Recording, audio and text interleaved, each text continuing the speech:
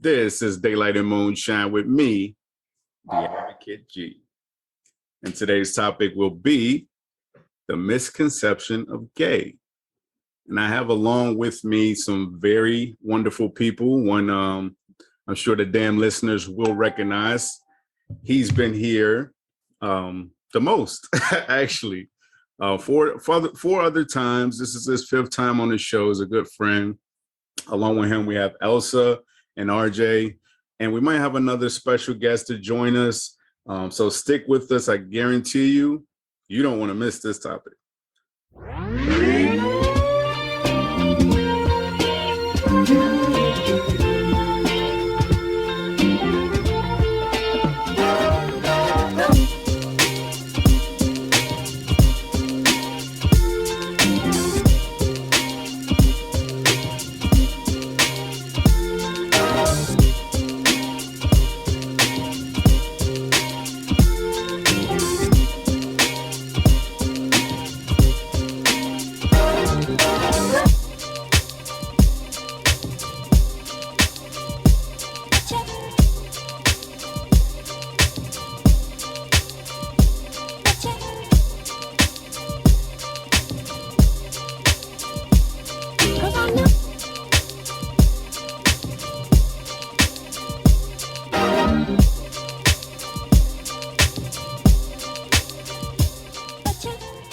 Welcome back to the D.A.M podcast, y'all. Episode 30. And give it up for episode 30, y'all. Give it up for episode 30. Episode 30. This idea is years old. I sat around and spoke with Jimmy about this to be a possible book, a possible documentary, a possible movie. Right now it's a podcast episode, and hopefully it'll eventually turn into all of those things. But more importantly, it'll turn into a conversation around many households, because this is a very, very important topic that's usually only discussed in certain groups. And I think that this should be a topic that will eventually, hopefully, be discussed amongst everybody. It's important, very important. The misconception of gay. And we'll go into detail of what that even means. Like, what does that even mean? It sounds like somebody straight came up with that on. like for some, I'm sure there's no misconception. For others, they have no idea. And hopefully we can get a lot of questions answered today on today's show. And we'll go ahead and get started. Let's introduce, I'll do it in the order that I see. Let's introduce everybody to the show. We'll start with Elsa. Tell us who you are and all the wonderful things that you bring to this wonderful. I got a lot to say about Elsa. I call her Elsie. That's yeah. But I'm Elsa Diaz. I'm 53 years old. I am a lesbian. Live in Chicago. Born and raised in New Jersey. And of course, I work with, and I'm 155 pounds of pure thunder love. What can I say about myself? What else can I say about myself? Awesome. RJ, tell us a little bit about yourself. Well, I'm RJ, born and raised in Chicago, maybe born and bred in Chicago. Work for the state. I'm engaged. I love to travel. And I have a low tolerance for bullshit. Amen to that. Amen. Amen to that. And Jimmy, you are a huge advocate and friend and family member of the show. I mean, we're all family here, but Jimmy's been on the most so far. He was tied up with Vanity for like 4 times. And this is his 5th time on the show, I believe. But introduce yourself to those that may not know you. I'm Jimmy Lee Lard. I am in Wisconsin, Green Bay, Wisconsin. However, I am born and raised in Chicago. So I only moved here a few months ago to become a grandfather or become made a grandfather. So, but a lot of little activities, I guess, filmmaker, blogger. So, a few things. I've known and worked with G for 400 years. So that's Absolutely. about it. And Elsie's out here giving out ages and stuff. I'm 21. Well, okay. I'm 22. Awesome. Okay, so there's no like, we got to dive head first into this one. Just the whole reason for this is basically for those listeners out there. Once again, so I just started a YouTube channel for this podcast. There's a channel on rumble.com/user/the D.A.M podcast. And you can watch every single episode on rumble.com, and you can stream audio only on any platform that all major platforms that stream podcasts. Oh, wow. Yeah, absolutely. So I just started a YouTube channel, but episode 20 and up will be on a YouTube channel. If you want to see all the episodes, rumble.com/user/the D.A.M podcast. I'll put all the links in the description. But I've been on a hiatus for quite some time. And this is episode 30 because it was too big to do a 29.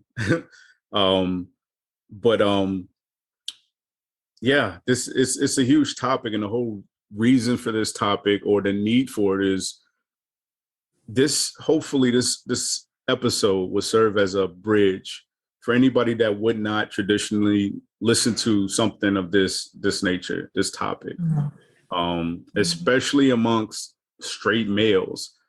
I like to listen and watch and indulge in any and everything, but unfortunately, there's a lot of people that won't. So hopefully this episode will serve as a bridge for somebody that would not normally tune in to a topic about LGBTQ+, and they'll learn something straight from the individuals that live it every day. So I have a lot to say about all three of you, actually.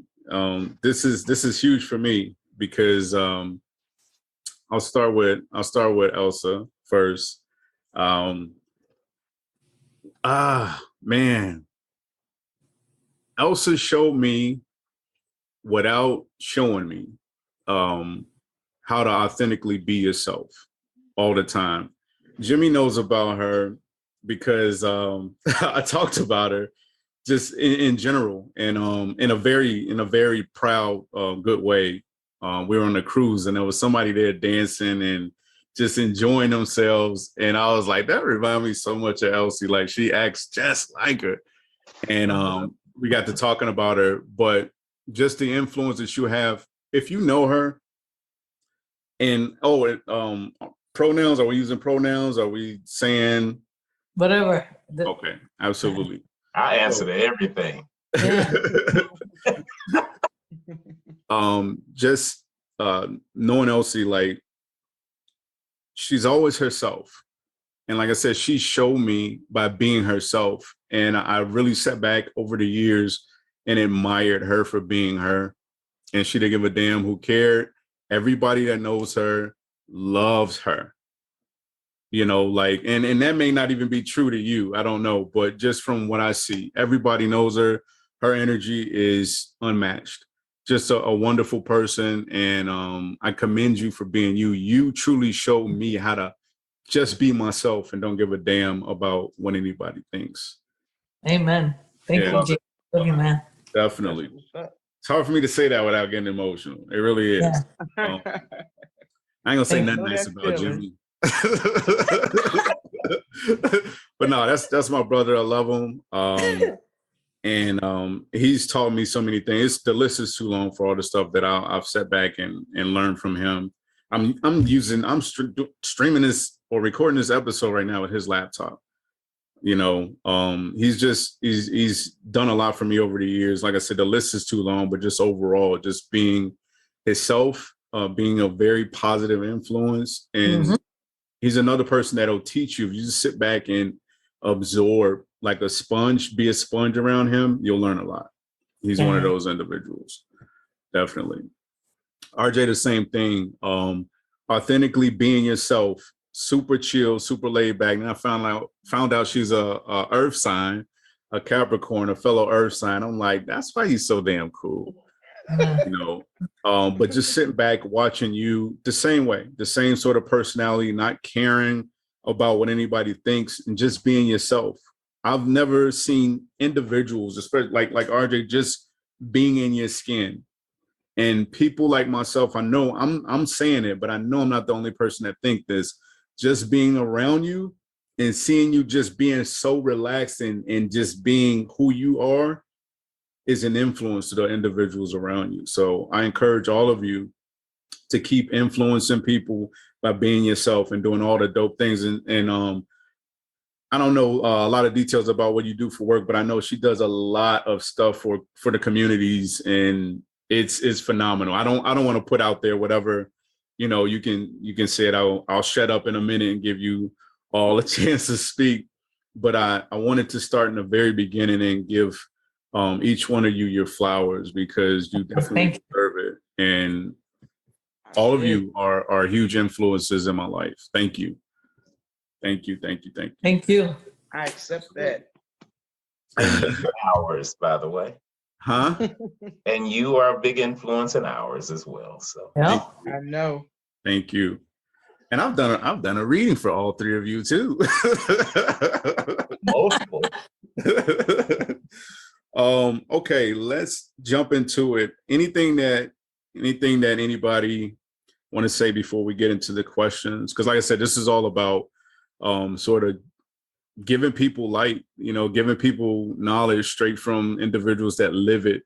And so we won't have to sit back and assume. This needs to be a conversation. But anything that, you know, anybody want to add before we get started? Let's get into it. Let's get into it. No holds barred. You ask, I'm answering. Okay, so I'm gonna throw some questions out there, and you can jump in. Whoever wants to jump in and answer it. Is being gay a choice? Hell no. Is Hell. being black a choice? No, if it was a choice, this isn't all, you know, if you're in a position where you're being ridiculed or, you know, talked about, bullied and all of that, then somebody would choose otherwise. Feel bad about yourself. Who wants to be that? But on the flip side, let me say that it seems like it became a time where it was a fad and it was the cool thing to be gay, you know? So it was just like, yeah, it became that trend. Right, it became trendy, you know what I'm saying? And people like, well, shit, I was this before, you know what I'm saying? Like, you know, it became big, like to take, you know, a girl or another guy on prom. I did that in what year, Jimmy? 90. Wait, you don't have me telling my damn age. But yes, I was there. I witnessed it. It was in the 90s. No. You know what I'm saying? 95. Please say that again. Please say that again. Please say what again? Like it just became like trendy. Like I could understand why people like, oh, it's a choice. Y'all choosing to do this stuff. Right. And sometimes I would look around and I'd just be like, no. Like, what is really going on? But I had to understand also too that each generation has their own thing and their own, you know what I'm saying, perception of what gay is to them. Because some of the things that these young kids was doing, like, I mean, it was like, you know, just wild. And maybe it's also too that we can see it more, you know what I'm saying, with the social medias and, you know, everything is broadcast, you know, we can, you know, tap into everything also. Yeah. So and more people feel free to express who they are. Whereas, you know, the further you go back in history, the more closeted people were, the more consequences there were for being out and so on. So, you know, in a world where, you know, more people are accepting, more people are, you know, you won't necessarily get rocks thrown at you, and also having more allies, more even knowing it. There was a time where you could be gay, but you didn't know that the person next door to you was, because they hid it. Exactly. And the person next door to that hid it, you know. So with more people out, I think that just, it was natural that you would see more of it. Yeah. And perhaps that's part of the problem. It looks like there's this influx of people coming out or being gay. All of a sudden, we've had gay since we've had humans, we've had gay people. Yeah. So, and in roles that you wouldn't believe, you know, the person that's, you know, farming your food, the person that's serving your food, the person that's your surgeon and everything else. But now we know about it. You said what, RJ? The person that wrote Dr. King's speeches. Oh, whoop. I like to compare for certain individuals. I think it's necessary to try to give them a sense of how it may feel, and I compare it to bigotry or racism. Insert gay bashing, you know, or being homophobic. Insert that with racism or something like that, just to kind of give people an idea, like how do you feel if somebody, you know, call you a derogatory name racially, a racial slur, or, you know, discriminate against you, you know, because of the color of your skin? What's the difference? You know, what's the difference between you calling this person out their name because they're gay? You're calling them a derogatory name. You know, you're discriminating. I want to play basketball with this blah, blah, blah. Or whatever the case may be, it's still discrimination. It's still hate. Absolutely. You know, what's the difference? And I like to make that comparison. And I think some people get it, some people don't, because I actually said that on a chat with 8 straight guys. And it kind of just went silent. The whole conversation. I mean, everybody, and it just kind of went silent. And because it's uncomfortable. It's uncomfortable. Well, maybe, hopefully, at least one person out of that chat sat back, went silent, and started thinking about it. Well, damn, never thought about it like that. Yeah. You know, and like I said, the more we had these conversations, hopefully, the more people think about it. Yeah. I'll get in. I'll say that later on. I'll keep with the questions because I wanted to make another comment, but we'll keep going. Are you offended when people assume you're straight? I never get that. So. I was about to say if it's ever happened. Actually, you know what? I started. For how long? I always dress with shirts, jackets, suits, you know? Yeah. I never get that. Are you straight? Where? RJ, what about you? My friends get so offended when I get called the guy, and I be like, it is what it is. But you know what I used to start doing? I'd be like, look, I'm assuming everybody is gay until proven otherwise. It gave me permission to hit on everybody. You gay. You gotta prove that you straight. Interesting. What about you, Jimmy? Not offended. It may have, in some cases, limited you know, some of my prospects for relationships. Right. you trying to come at them and stuff. You're trying to play basketball. Like, yeah. No, I think we should hang out. yeah, hang out. Like, no. Yeah, we should hang out. No, not that kind of right. I'm trying to play with your balls. No. Damn. So that's probably the biggest thing, but offended, no. It is what it is. Okay. Any regrets about the way you came out? If there was a process, like, you know, walk us through that. And regrets on how we came out? Yeah, the way you did it. Well, I was always out, I guess, since I was a kid. I'm gonna say 4, 5. You know, I would tell my mom, you know, that's my girlfriend. And, you know, as I grew, you know, it kept on. I never changed. I mean, I was always out to my mom. My mom, you know, it got to the point that she didn't even bother with the dresses. Go put some jeans on and a shirt, you know? Go put your jeans shoes, let's go. So it was always known. And my parents made it comfortable for me. Yeah. You know, they never said, oh, you can't do this, or you can't be like this, or you can't dress like this, you know? They left me be. And I guess when I was 12, I kind of told my mom, hey, I like this girl. Why do I like girls, you know? And all my friends, they have boyfriends, but I don't like boys. Yeah. And then that's when she would tell me, look, you're still young, you know, you're learning your sexuality. It'll come to the point where you're going to know exactly where you're at. But you're still young, you don't know. So they never told me, oh, no, you're not supposed to like girls, or you're not supposed to, you know?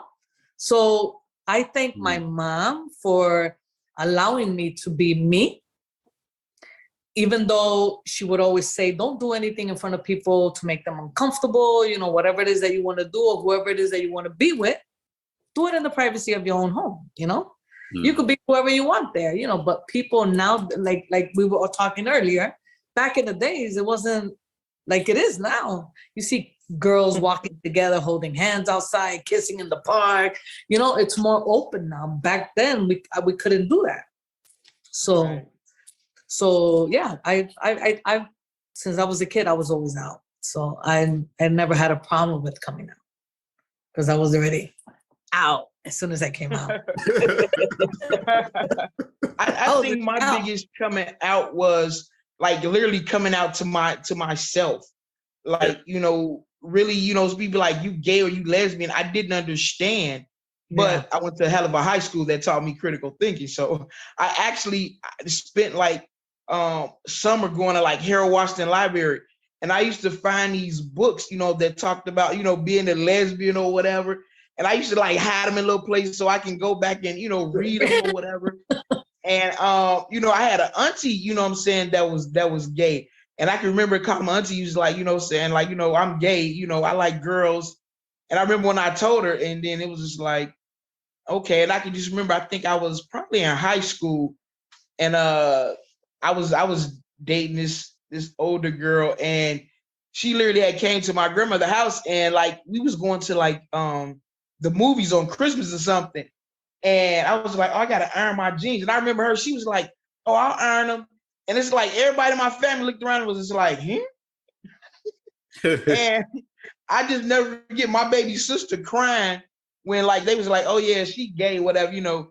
And my sister, I was like, why are you crying? She was like, cause you gay. I was like, what do you mean? She was like, she didn't understand what it was. She just thought something was wrong with me. You gay, you gonna die. You know, and then I think, you know, and then in high school, you know, everybody kind of like, you know, just assumed it, you know, and I took a girl to prom, and, you know, but when I got to college, you know, it's almost like a new group of friends. So, you know, they didn't know till, you know, I had it in my mind that I could only be me. So, you know, I like freshman year, I remember you know, people I was played basketball with and, you know, hung out with, you know, I remember writing them letters, you know what I'm saying? Like, I'm gay or whatever. And I had one person who tell me like, you know, she was about to stop being my friend. And I'm thinking like, shit, I didn't even told you because I thought you was gay, but okay. Yeah. That was the least. But you know what I'm saying? And I mean, we really good friends now. Matter of fact, my best friend of 20 plus years on her way to my house right now. And, you know, I remember, you know, kind of coming out, you know, to her. And I mean, 9 out of 10, you know, I always thought that people knew, but they didn't know until I actually, you know, told them. So that was a surprise to me. Yeah, I'm sure that's sort of a comfort zone, just to kind of touch on that. It makes it so that, okay, well, I don't have to do this uncomfortable part of just being completely open, because everybody know already. They know, you know, Yeah. but also you can get stuck there, you know. Yep. You can get stuck in that space. But just like both of you pointed out, I think it's really important, or RJ mentioned, she came out to herself. I think that's huge. Yes. You know, Jimmy and I did an episode called What's in Your Closet on this podcast. And that's what it was all about. And for me, it was more so about just being myself. Once again, RJ and Elsa, like I learned just being around both of you, how to just be myself and be in my own skin. And that showed me a lot. That's huge for me. So that's what that episode was about for me. But that's a big part. That's huge. I just wanted to touch on that part real quick. Jimmy, go ahead. I'm sorry. Yeah, no, as far as regrets, I won't say regrets because that's too strong, because I do think that however, we came out, or, I think who you are is a sum of everything you've experienced up until this point. So Yeah. even the closeted years and everything else, makes me sort of who I am now. So I don't regret. I wish it had happened differently. I wish it had happened sooner, much sooner, because I was really late coming out, as you all know. Shut up, Rhonda. I mean, RJ. I'll mute it out. You gotta be like, I just knew he was gay. Right. First of all, RJ tried to force me out of the closet like 30 years ago. I still remember it to this day on the phone. She literally tried to force me to name somebody in our class that I had a crush on. And I'm like, nobody, but just kept going. Come on, just one person. Name one person. And I'm like, nobody. But anyway. But Jimmy had me going in the men's bathroom in the I started that a long time at Harold Washington Library. Hey, I feel so comfortable going to that now because it's like going in the men's bathroom is really like nothing. I go in the women's bathroom, sir, excuse me, sir. Like, fuck, I got a college degree. I can read. You know what I'm saying? Huh? That's what I do really when I want to piss people off. But yeah, but no, it's really, I regret how long it took. Now, to my defense in that, I will say originally, when I was younger, I was a little naive about gay. I didn't even know I didn't know what gay was, actually. I honestly did not. So that's how naive and green I was in that area. Because I just knew what I'd seen growing up. And, and that's, I think, the importance of representation on TV and all of that, being able to see and identify with characters and stuff like that. Because I had no idea that this was an option until it was too late. And then I was like, oh, shit. So, okay. So, you have the feelings and, you have the attraction and all of that, but I did not think that was a thing. I just thought, well, what the hell is wrong with me or whatever. So that was it early on. Then after that, it became more just being a victim to society, and particularly in my community, growing up in a Black community, Black church community, and all of those things where once I did hear about what gay was, they assured me I was going to hell. So, I had, and at that point I was so deep into this straight idea, whatever, that, it was too late. So I was, literally almost 40, like, I was like 37, 38, I think, when I came out, right? Wow. Somewhere in there. Yeah. And I'm grateful that I had the support that I did from all of the wonderful friends and family. G was a big support during that time. He may recall there were a lot of tears during that time period of coming out, where every time I had to come out to somebody, oh my God, it was just like somebody shot me. Now this shit rolls off my tongue like spit. So I'm gay, deal with it. Right, yeah, look. So that's the only thing I regret, is how long it took me. I wish I had been brave enough to come out sooner. I wish I knew that there were groups out there and activities and things to do, all of that. And there's more of it now. That's why I support, as much as I can, any of the LGBT youth groups and all of that, because I didn't know those things existed. Or for the most part, there weren't as many as there are now, obviously. But had I seen representation, had I known that there were activities and groups for people like me, I think that would have made a big difference. So that's the only thing I regret, if you call it that. I wish I would have known. I remember going up to Bio Loyola to Horizons, and the first time I went up there, and I was just like, it was a drop-in center, kind of like a task force, But it's like we would get in these little groups and we would talk. And I just felt like, oh my God, it's a whole world of gay people just like me. Yeah. I mean, and it's just like, everybody was so accepting. We went to one girl's house. We watched the Madonna show that night.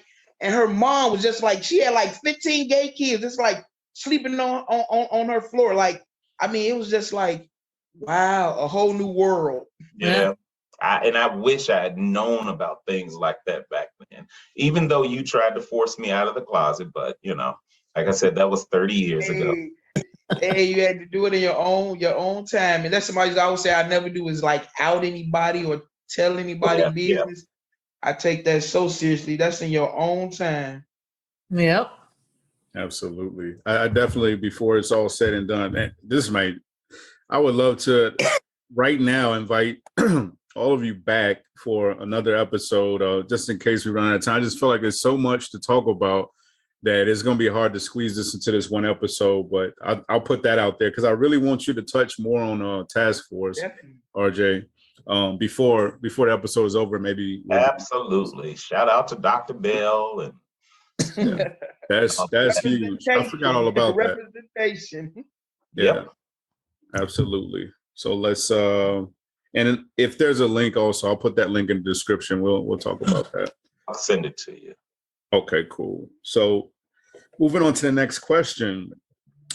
Is gay the proper term to describe anyone that falls into the LGBTQ plus family? Depends, because now they got all these different terms. It's almost like pronouns. Some people prefer gay, dyke, butch, trans, homo, faggot. Whatever floats your boat. Yeah. Yeah.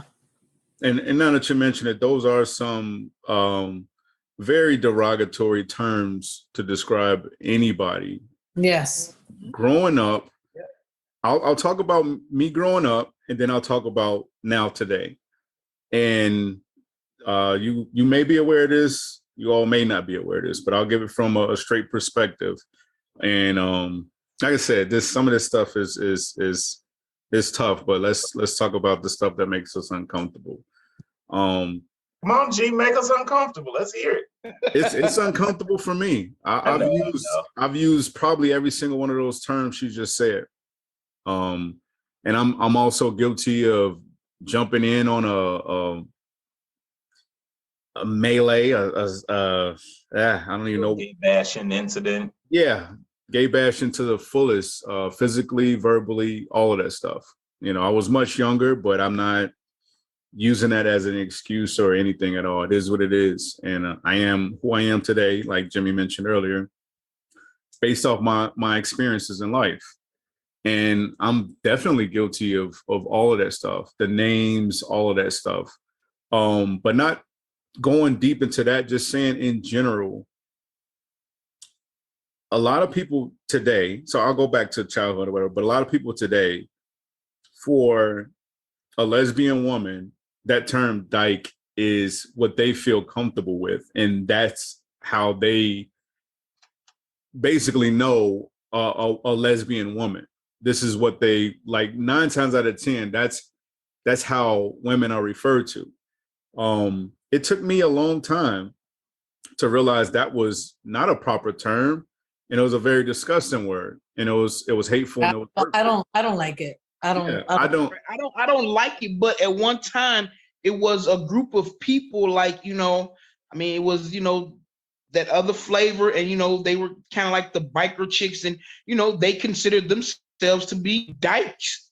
Like I can't stand it, but that's what their term was for some of them like at one time. Word where some people will embrace a term within the community, but you can't call me that type thing or whatever. So right, I look at it that way. So if that's something that they prefer to be called, then that's fine. But I say it. Yeah. Right. No. Yeah, I've always. I mean, if they want to say something or whatever, well, I'm a lesbian. That's it.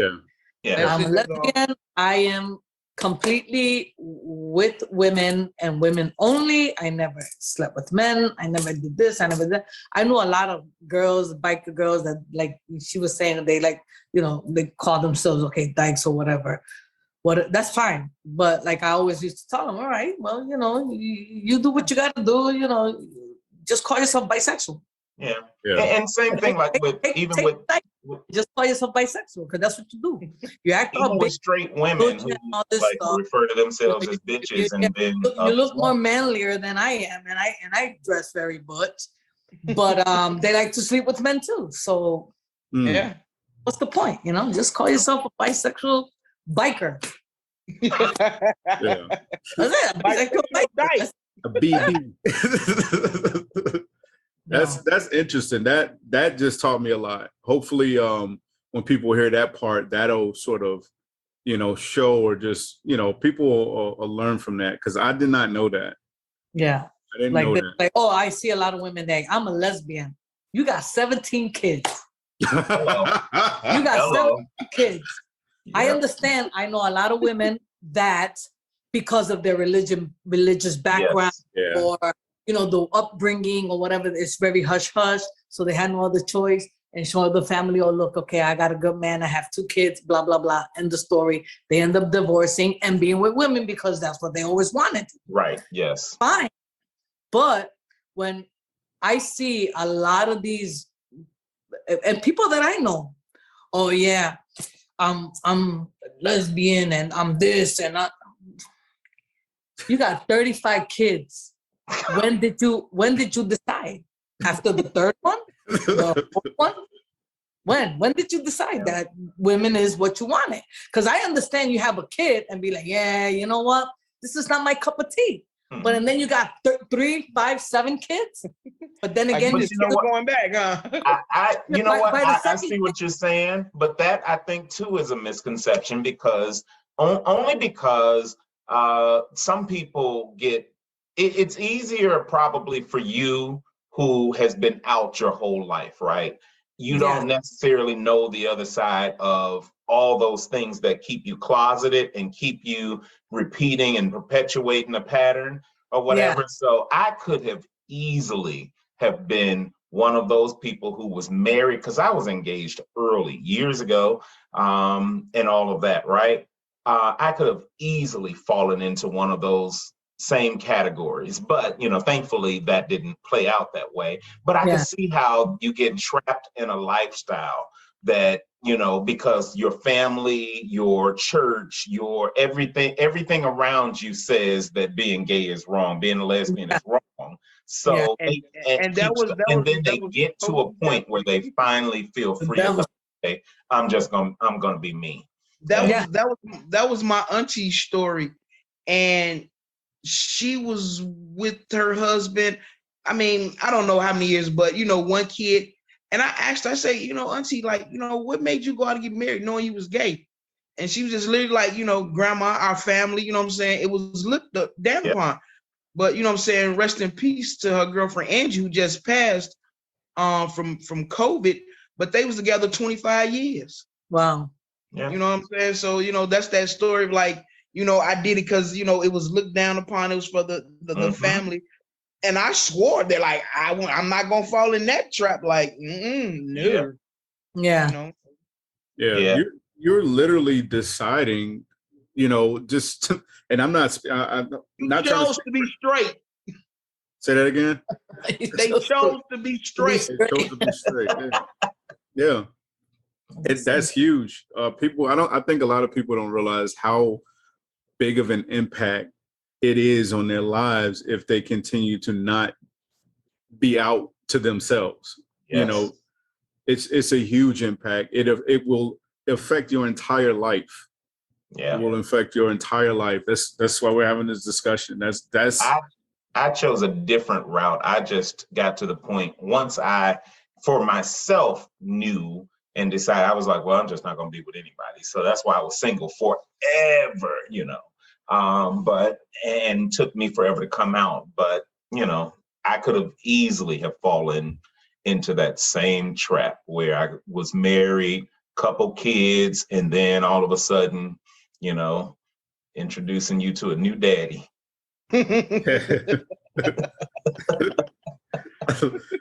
Let's move on to the next question. What's the hardest part about being you? So we've had 3 different stories. What else? So she had a lot of support. That's huge. At a young age, she had a lot of support. And I think that's the key in general of any family. If you want to take any advice from this, like, support. Support is it's key to anybody, Absolutely. To any situation. If you have that support, I mean, my mom didn't celebrate it because she didn't go, oh, look, my daughter's a lesbian. She didn't do that. But it's, It didn't keep you from being you. The way you have to, embrace whatever it is that's thrown at you. You have to, I mean, I'm sure it wasn't easy for my mom. I mean, even though there was other kids in the house, because I have, 3 older brothers and sister and 3 youngest, but, support, listen, they have to listen to the kids, listen to what they're saying, the signs, and just, you don't have to celebrate it. Like I said, my mom never said, oh, no, I'm going to put banners. Hey, my daughter just came out. No, nothing like that. But she never let me down. And every time I needed to talk to her about whoever, she was always there to listen, Yeah. So that was just like looking at from your childhood to today. What's the hardest part about being you? What do you feel like, just if you can stand back and look at your lifespan, the hard parts? What were the hard parts about being you? The hardest part, and I'm not gonna say it's bad, but my name doesn't match my image. Yeah. A lot of people, I get the looks, I get the, like, ugh, So, I mean, I'm already grown and I'm to the point that, come on, in so many years, I never let anything knock me. So I just tend to ignore stuff like that. Oh, look at this. Oh, look at this. That's a girl? Or I got this not too long ago. I went into the washroom and then I had a couple of ladies in the washroom call security and said that there's a man in the bathroom. Wow. Right? So, what you know about that? When they went in, Dennis. When they went in, the first thing they said was, can you come out of the stall and show me your ID? I said, well, let me finish up and I'll come out. What's the problem? Well, we just need to see your ID. So I took out my ID and whatever. So he was like, oh yeah, but we're having people questioning. I said, look, I had cancer. My breast had to get cut off. Now, if people want to act stupid because of the way my hair is or whatever, and already, pointing fingers and talking crap, they should just come out and just say it. Hey, what are you doing in here? Why call the cops? Yeah. That's ridiculous. So I'm like, so now all of you look stupid. Yeah. But it's stuff like that that gets to me, I mean, I try not to let it bother me, but sometimes it gets to the point that people are so ridiculous that they call the cops on you when you go use the washroom. So sometimes I'm just like, I'll just go into the men's bathroom.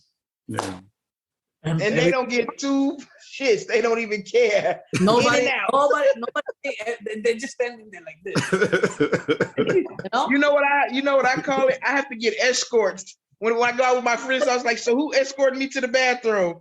I mean, we literally go in the back, walking to the bathroom, having a conversation. They be like, Rhonda. But I done had it all happen. And I think I just got to the point where I remember, being in high school and I was getting on a bus. And it had to be like about a 4 or 5 year old kid.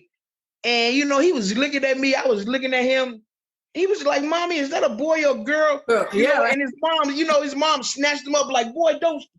And I was like, "Nah, he just asking a question."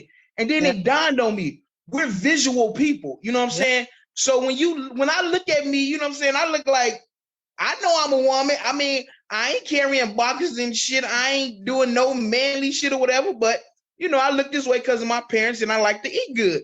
But you know what I'm saying? Other than that, it's like, you know, I can't get mad anymore because when, you know, my friends be like, people don't see them big ass titties. And I'd be like, people see a short haircut. I'm 6'3", damn near. You know what I'm saying? Shit, 282 pounds. Shut up, Jimmy. And you know what I'm saying? They was like, okay, that's a big ass man, you know? So, you know, I mean, hey. It's like, next, okay. But it does become tiresome when you go to the bathroom and like, you know, people do stupid shit like that. One time I was at Red Lobster, we was out eating, going to the bathroom. The waitress coming there, "Oh my God, it's a man in here." I'm like, wow. You know what I'm saying? So I come out the bathroom, you know what I'm saying? I go back to the table. I'm thinking it's done with. The waitress comes over to the table. Now we had that incident in the bathroom. She loud about it. I'm like, let me speak to the manager. You know what I'm saying? Because I'm like, lady, go ahead on. You know, and you know, whole meal free. like she was just like, I mean, some people just they go overboard. They go overboard. Yeah. It's unnecessary, you know? Just ask me, hey, are you? No, I'm in the right bathroom. I'm a girl. Don't worry about it. Right, you know, they come in like, when I go out, I always, I try to, you know, dress my best, you know? Yeah. And when I go out, I mean, I could, this is what I look like when I go out. I'm about to say, usually Elsa's outdressing any guy that's in the space. Usually. She be so imagine me looking like this going to a girl's bathroom. Well, RJ, you're pretty similar, so similar dress. So. That's why I be needing the escort. Yeah, so sometimes I tell my friends, hey, you gotta go. Yeah, let's go. All right. RJ will put on a tux in a minute. I'll meet you over here. But and that's all about comfortable, what you feel comfortable in. Yeah. I'm built like a linebacker, so you know I can't shop where everybody else shop at. Yeah. And I think people don't get that. They look at that, or a person may look at you and, oh, she's trying to be a man. What does that even mean? Like you said, we can't control the way we are born, the way we look naturally, or the way we feel comfortable dressing. If you're being yourself, then you're being yourself, and people don't get that. I get a hats off to trans, you know what I'm saying, men, you know what I'm saying, and women, because wanting to be a black man in America, like, you know, like, kudos to you. You know what I'm saying? I enjoy being a woman. You know what I'm saying? It is what it is. I do not want to be a man. Yeah, me neither.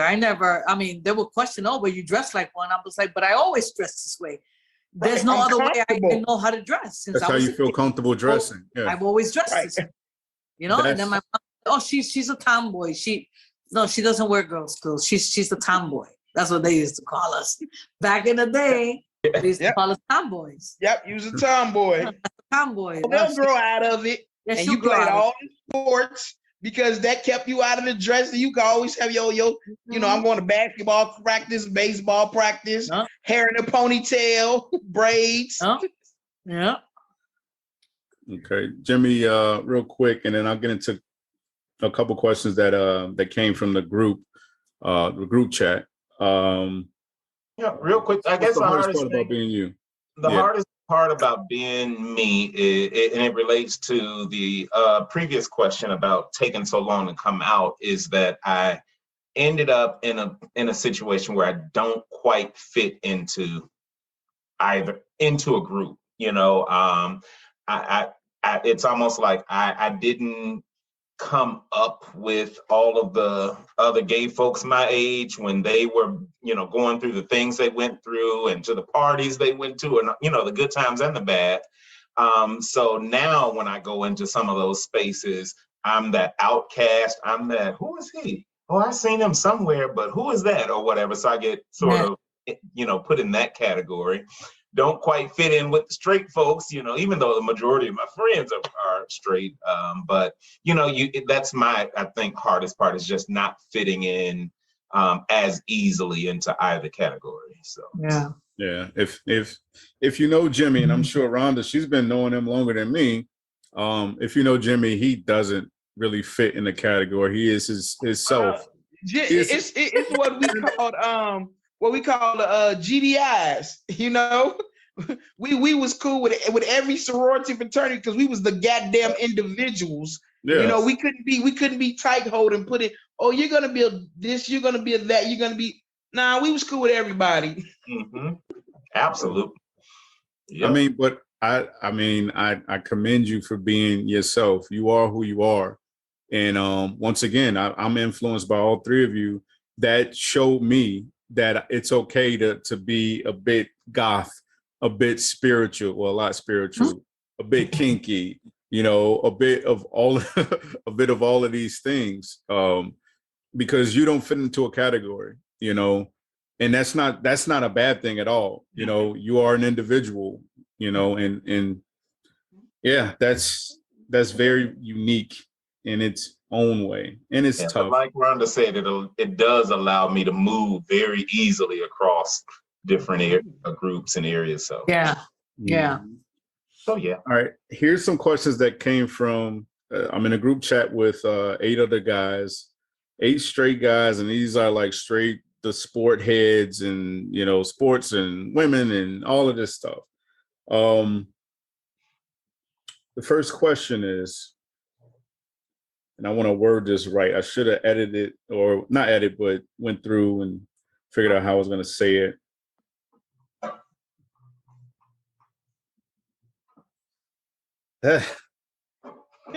Just let it rip. Yeah. Okay. Hey, just leave it as it is. It's not a big deal, G. Okay. I just don't understand how women who call themselves gay date studs who think they're men or act like men. I've never understood that. Why don't you just date a man? What do you have to say about that? How would you address that question? And remember, this is the perspective of this question. Well, I think, you know, you might have to, you know, really ask somebody who's into dating studs. Yeah. You know, like me and Elsie. I just happen to have my fiance here. And I don't know, can I ask her to you know, what does she think about that question? Yes, please. Maybe can you And she never talks. She never talks.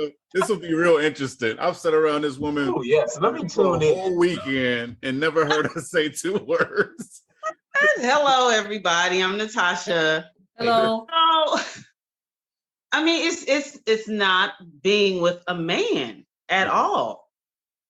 I mean, that's just the point. I mean, it's not about the appearance or what, you know, she looks like. Like RJ, I love her. We all know her. She's still very, you know, feminine. She's a woman, you know, and there's nothing about her that makes me feel like a man. I'm not attracted to men. Right. So saying that, why don't I just be with a man is just, I don't understand the question, really. Yeah. I really don't, but that's just my perspective. You just really cannot compare it. I do not date men, so I will not date a man. If I date a woman who decides to dress more masculine or wear masculine clothes, then that's just it. But that doesn't make her a man at all. Exactly. So, and I think that. Thank you. No. Okay. Well, good to see you. Congrats. And then I just want to tack on to that. Despite I'm obviously not a lesbian or close to it. However, I will say this: it goes back to the other side, and to the very root of the topic, the misconception of gay. Right? Yeah. There is this. People have a difficult time separating gender, sexuality, and then gender roles within a relationship, and all of that. You know, passive versus submissive and all of that. So people think that if you are and also, you know, we're kind of wired to think male, female, masculine, feminine anyway, right? So sometimes I think straight people have a difficult time picturing the extremes, the female who leans more masculine, the male who leans more feminine, right? And I think that's where the problem is. But that does not make you less of a woman just because you put on a suit, right? But that's what society's perception of a woman should be in a dress, a woman should be in this or that, all right? So that's where the problem is with that misconception, that there are, you know, roles within roles within roles. You know, people are more complicated than just you have a vagina, put on a dress. You know, you have a penis, put on a suit. Yeah. All right. So that, I think that's what it boils down to. Yeah. Yeah. Definitely being and thinking outside of the box is not always accepted. It's looked at. People that's in that box looking at you like, what the hell are you doing out there? Yeah. You know what I mean? You belong in here. You got to be in one of these boxes. You can't just be floating around without a box. Telling that lesbian, well, you may as well just be with a man. Being a manhood is not defined by an outfit, right? No more. Same way that, you know, being a female isn't defined by an outfit. You know what I mean? So like Natasha was saying, she is in love with a woman who happens to dress in a certain way or present in a certain way, but it's still a woman. Yeah, that was and awesome. That's what I would get all the time. You know, I like your style. I like the way you look. You have that little ruggedness, but when you take off your clothes, it's everything I want. Oh, when I take off my clothes, let me tell you. You don't have, you know, they call it, they don't have the ding down. I'm good, you know? So, you know, I've heard it a lot, you know? It's not about, oh, you know, just because, you know, you're with her and she looks like a man. And, you know, I hear it all the time. Yeah, but when she takes off her clothes, she's got everything that I want. There we go. So, yeah. Period, as the young people say. Period. There was another question, basically the reverse, as far as it was for males. So if you're gay and you like feminine men, why not just date a woman? It was the same question in reverse. So that's pretty much it's the same answer. It's the same answer, yeah. Because for me, I could date either feminine or masculine. It wouldn't matter to me. Okay. What do you prefer? What do I prefer? Humans. All right, come through, Jimmy. So you won't put me in that box. Yeah. All right, and I think this next question was answered a bit, but I'll ask so anybody can just sort of touch on it. It says, when did you truly know that you were gay, and do you truly think most people are born gay, or is it environmental? They asked for everybody to be honest, which I can attest that everybody's being 100% honest. And they spoke about it being a trend for gay people to say they were born this way, because then it doesn't seem wrong, as if intended by God. Well, can I start with this one? Yeah, please. All right. So, well, obviously hindsight is 2020. And we can see clearly looking back, because I remember I told you, I just didn't know when I was young what gay was. I didn't know that was a label that even existed. I had never even heard the term when I was really young, you know.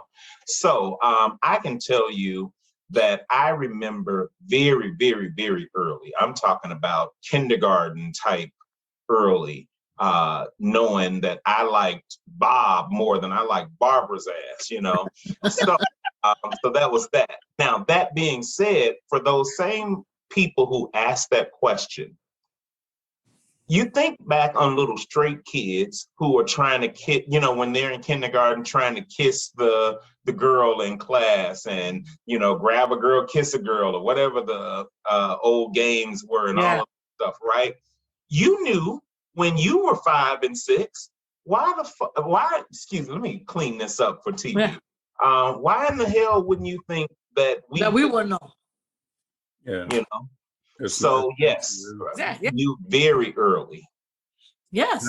I can attest to that. I was about 5 years old, and I think I was in like kindergarten.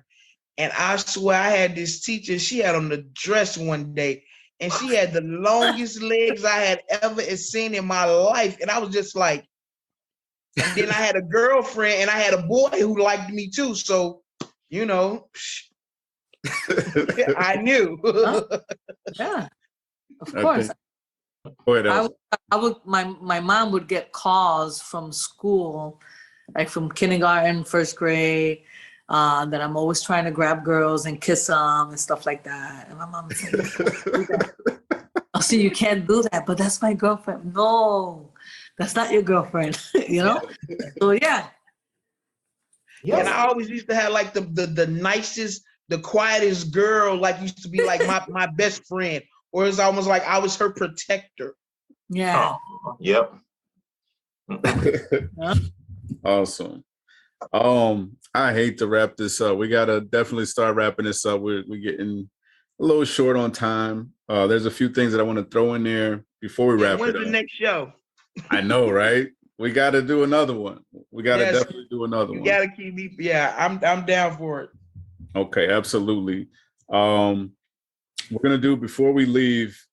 I don't know if I still had an app. Jimmy's done it. I think he's done it twice. But everybody that come on the show for the first time, I do like this little spin the wheel, and we'll spin the wheel, and I'll ask you the corresponding question to whatever number it lands on. I haven't done it forever. I got to make sure the app is on here. So I look for when I ask this last question. And it is to bring us back.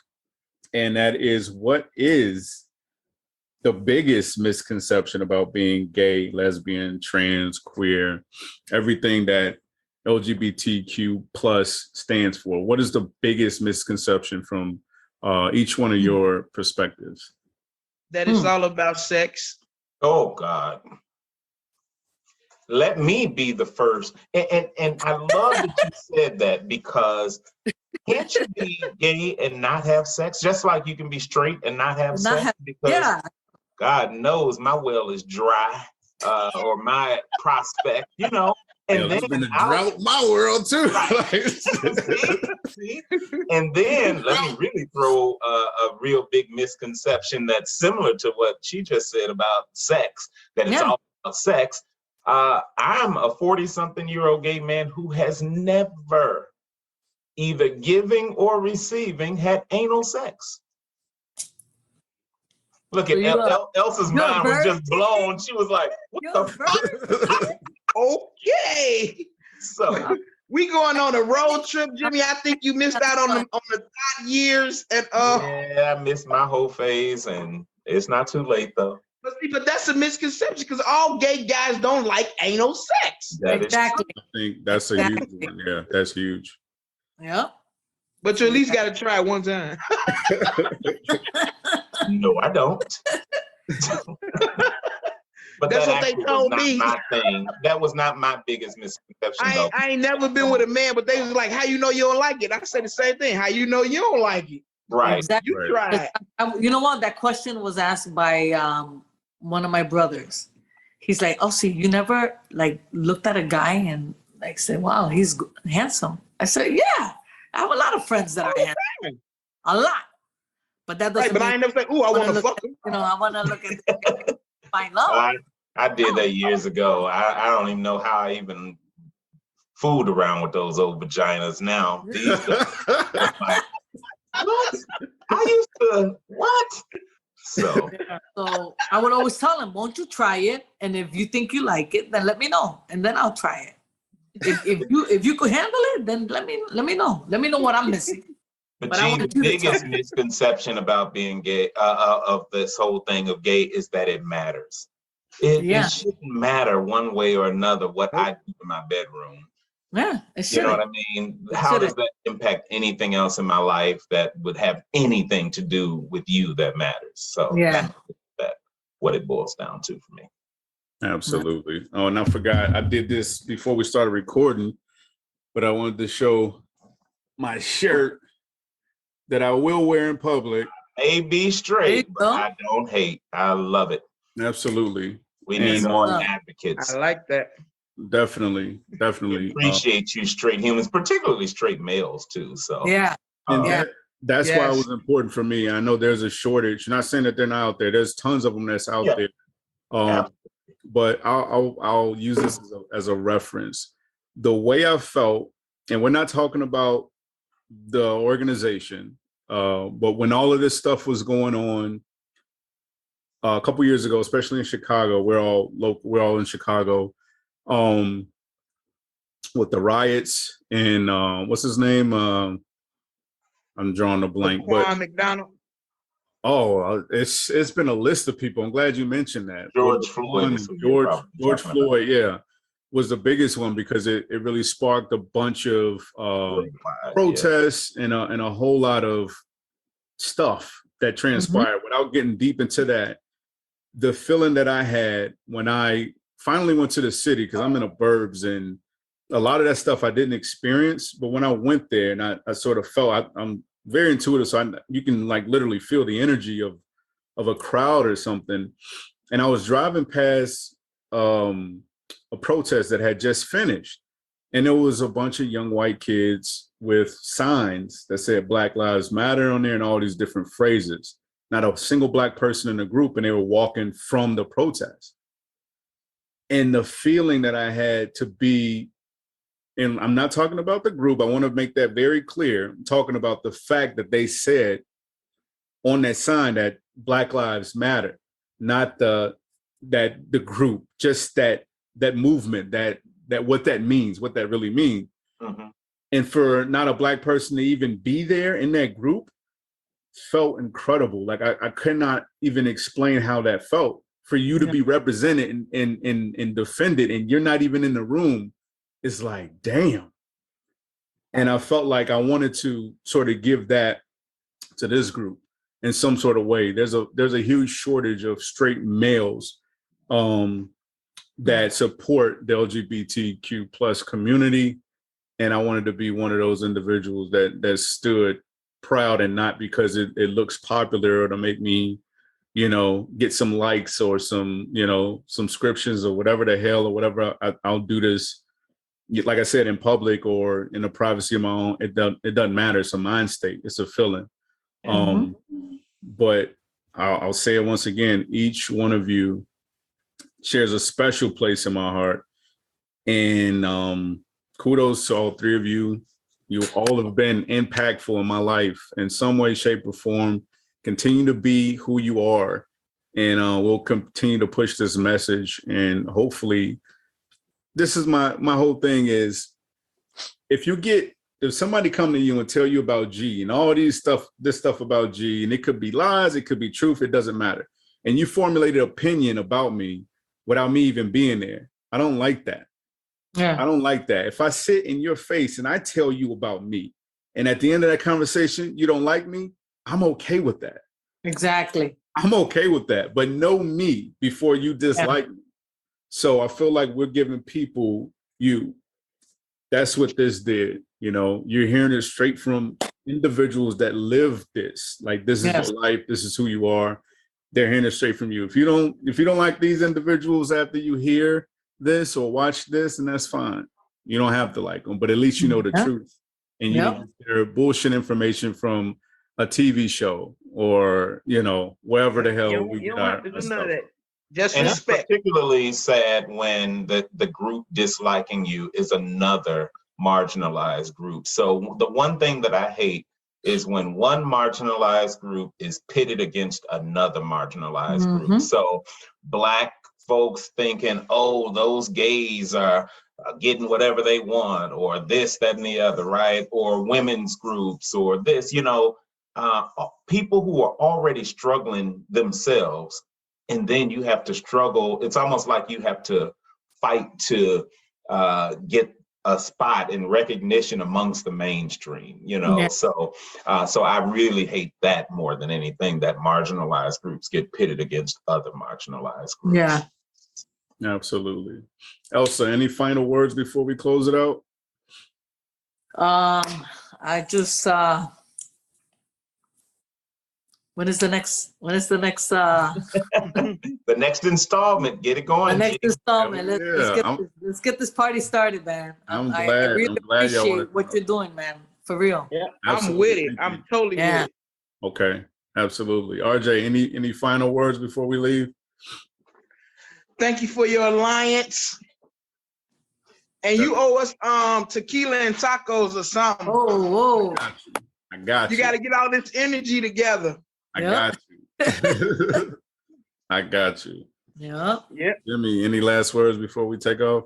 My last two words are thank you, G. So Thank you. Yes. we need allies, just like RJ was just saying. No group, whether it was the civil rights movement, women's suffrage, or anything else, any of those movements could not have made it without mainstream assistance. So, so thank you for that, for opening this conversation, laying another brick on that bridge that needed to be built. So, absolutely, you're all very welcome. I thank you all for joining this episode and sharing your knowledge and experiences. Please join us on the next episode. Who knows what the subject will be? We keep going up and up with the topics. We'll see. But you can check this video out. If you're listening to it, you can check it out. You can watch us on rumble.com/user/the D.A.M podcast. The YouTube channel's got a bunch of letters and stuff behind it. So I'll just put the link below in the description. You can click the link for the YouTube channel. Rumble.com will have all of the episodes. YouTube will have 20 and up. This is episode 30. And also, if you're watching it and you prefer to listen to it, you can just search Daylight and Moonshine on any podcast that's on any platform that streams podcasts. I'm rusty. Yeah. I'm rusty. Join us on the next episode. And until then, we love y'all. We out. All right. Till next time. Guys. Later. I'm gonna do your outro music.